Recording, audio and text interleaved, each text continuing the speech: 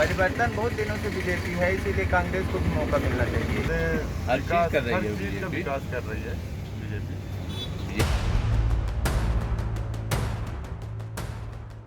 नगरीय निकाय चुनाव संपन्न होने के बाद शहर अब अटकलों की रफ्तार से चल रहा है।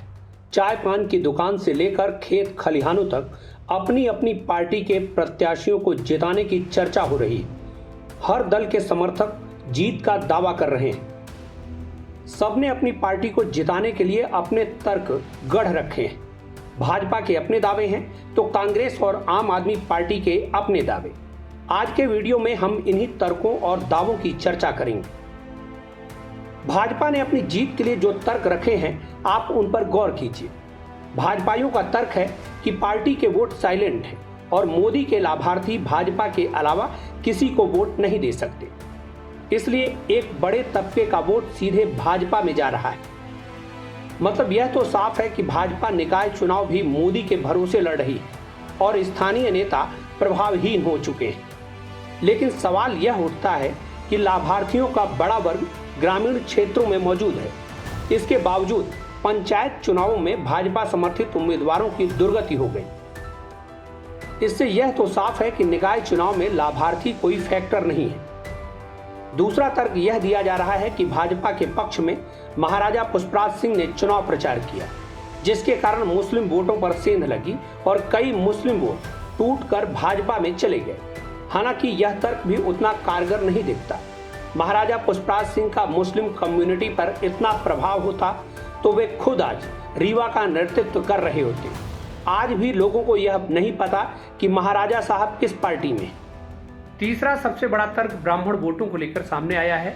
रीवा ब्राह्मण बाहुल्य क्षेत्र है, जहां लगभग 58,000 ब्राह्मण मतदाता हैं। वोटिंग प्रतिशत के हिसाब से देखा जाए तो 36,000 ब्राह्मणों ने वोटिंग की। भाजपा का कहना है कि अंतिम के 3 दिन संगठन ने सिर्फ ब्राह्मणों पर काम किया है, लेकिन काम कैसे किया यह कोई नहीं बता पा रहा। खैर, दावा है कि 36,000 में 22,000 से अधिक ब्राह्मणों ने भाजपा को वोट किया है। दावा कितना सही है यह तो मतगणना के बाद ही पता चलेगा। अब कांग्रेस के तर्क सुनिए। कांग्रेस यह मानकर चल रही है कि अधिकतर ब्राह्मण वोट कांग्रेस को मिले, क्योंकि भाजपा के प्रत्याशी प्रबोध व्यास रीवा के अन्य ब्राह्मणों से अलग हैं और वे बाहरी हैं। टिकट की घोषणा के ठीक बाद कांग्रेस नेता अभय मिश्रा ने उन्हें बाहरी करार दिया था। हमें हमारे रीवा का प्रत्याशी चाहिए, हमें बाहरी प्रत्याशी नहीं चाहिए। ठीक है।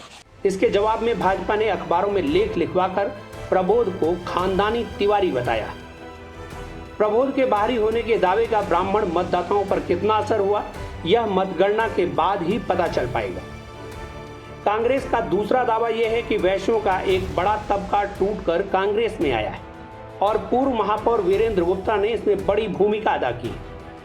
वीरेंद्र गुप्ता विधायक राजेंद्र शुक्ला के विरोधी तो माने जाते हैं, लेकिन अभी तक जितने भी चुनाव हुए हैं उसमें उनके द्वारा ऐसे किसी भीतरघात के लक्षण दिखाई नहीं दिए।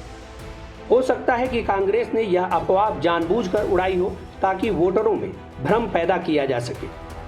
कांग्रेस का एक दावा यह भी है कि भाजपा के परंपरागत वोटर कहे जाने वाले पटेल मतदाता इस बार आम आदमी पार्टी की तरफ गए हैं।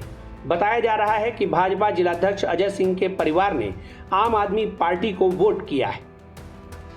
कांग्रेस यह भी आस लगाए बैठी है कि भाजपा के भीतर जमकर भितरघात हुआ और उसका सीधा फायदा कांग्रेस को मिलेगा। भाजपा के भितरघातियों में इस बार प्रमुख नाम विधानसभा अध्यक्ष गिरीश गौतम का है, लेकिन उनके कितने वोट शहर में हैं यह भी एक सवाल है। आम आदमी पार्टी, बसपा और शिवसेना ने भाजपा के कितने वोटों का नुकसान किया यह भी स्पष्ट नहीं है। क्या नाम है आपका? शिवेन तिवारी। इस महापौर में कौन सी सरकार आनी चाहिए? महापौर की सरकार, नगर सरकार। पिछली जो सरकार थी उसका कार्यकाल तो कुछ ठीक नहीं था। मेरे हिसाब से तो अब कांग्रेस आनी चाहिए। जितेंद्र तिवारी।